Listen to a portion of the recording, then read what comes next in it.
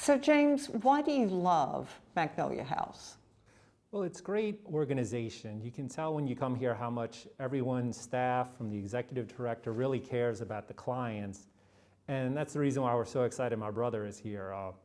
He was at a facility in Alexandria. My parents, when he turned 18, were get him here, and he's done so well since he first got here. He's grown as a person. He considers this his home, and it's just really wonderful to see how much he's grown and how happy he is being at Magnolia. So he loves it here. Very much so. That's cool. What is a typical day in the life of a client here? So normally when it's not COVID, we have a day program where the clients are able to come on campus. So we have the normal residential clients who live in our group homes, but we have a number of clients who live at home with their families who just come to our campus during the day. So currently those operations are suspended since we're not able to have outside people, but all the people in our group homes would come on campus. They have different workshops where they can do arts and crafts. We have a garden group, all kinds of different options for clients to stay involved. So they're not just being inactive. We've got a workout facility that they can come in and do group exercises. So it's lots of different options are available for them here on our campus. What about raising bees and honey? Yeah, we've got agriculture groups, so they do the gardening and all the things that we used to sell in special creations. So it's a great group of people who can let their light shine and show all the good things that they're able to do.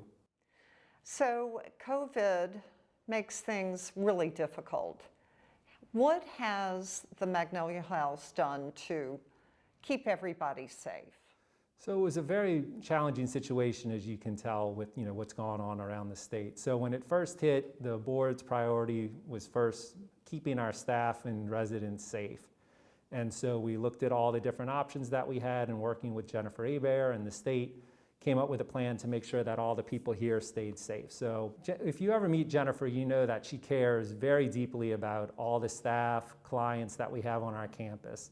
And she really took the bull by the horns to make sure that we had the equipment in place, the procedures in place, and overhauled all our operations to make sure that all our clients and staff stayed safe throughout this whole ordeal.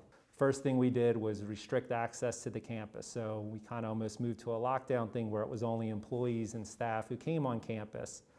Jennifer looked at kind of how we operated and said, we had people who would go from house to house throughout the day, and just said, well, that's not a great idea, because if one person has it and they're going house to house, it would really spread easily. So we changed our procedures to make sure that it wasn't easily able to spread from house to house.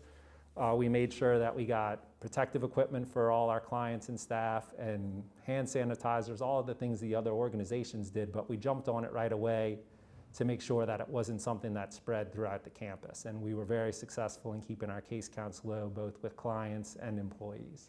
So some did get sick. We did have a few who did get it. Kind of like anything, it was hard to keep it from spreading, but we were able to isolate the cases when they did happen so that it didn't spread throughout the community. So we were very successful in our mitigation efforts. And how are they doing now? They've all done really well. So they're all back on campus. Everyone's recovered, so we're excited about that. What would you tell people at home who have some money they want to give? Why this is the nonprofit to give to? Well, I feel, I'm obviously biased because I'm on the board and have family here, but I feel like we're the best at what we do in the region and state. So we provide great care for our clients and residents. We've got wonderful staff here. We've got great facilities, so we go above and beyond what we have to do in order to take care of these people, because we want them to be appreciated and loved, and they want to make sure that they feel that when they're on their campus and when they're living in their group homes. And this is a very expensive operation to run, isn't it? It is, and the state provides the majority of our funding, but what we get from the state isn't enough to cover our operations. So we rely on investments that we've made over the years, private donations. So in order to keep achieving the level of care that we provide, we do need those outside sources to support our mission. What do you hope to achieve next year in 2021? So we've got some big plans in the works. So we're currently building 4 new group homes. One of the topics that always comes up in our board meeting is that we have a long wait list for our services. So we've started construction of 4 group homes that'll allow people on that wait list to become part of our community.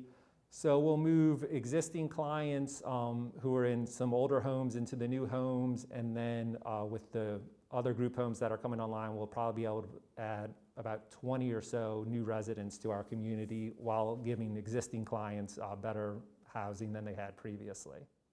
We've got a coffee shop in the works that will go up on River Road where we used to have Special Creations. So these are all things that are coming online soon that we're very excited about. We're hopeful that the first of the 3 group homes will be complete by the end of this year, with the 4th following shortly in early 2021. So you're kind of young. I mean, I see a little bit of gray there, but you're a young man and you are very involved in Magnolia House and you are a board member. How do you have time? Plus, I know you have children to do all of this. I like staying busy. So my parents growing up always stressed that it's important to give back to the community.